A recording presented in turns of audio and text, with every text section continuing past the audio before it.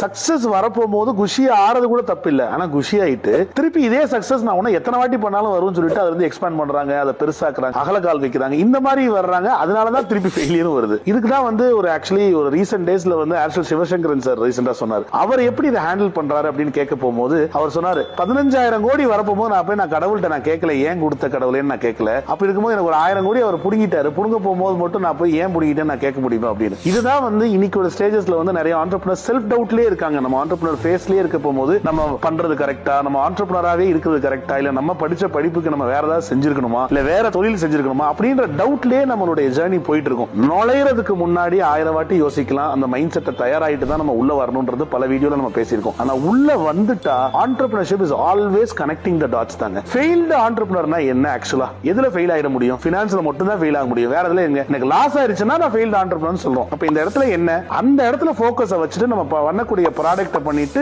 HR management இந்த 3 dots connect பண்ணி அதை கொண்டு போக போறோம். எவ்வளவு அடிச்சாலும் தாங்குற மாதிரி வடிவேல் பாசையில ரெசிலியன்ட்டா அதை ஓவர் கம் பண்ணி வரோன்ற மைண்ட் செட் இருந்தாலே அந்த இடத்துல நமக்கு இந்த செல்ஃப் டவுட் வராது. அப்படி இருந்தால் மட்டுமே தான் ஒரு ஆண்டர்பிரினரா நம்ம வந்து லாங் ஜர்னி போக முடியும். Because always entrepreneurship is not 100 metre dash, it's a 21 kilometre marathon.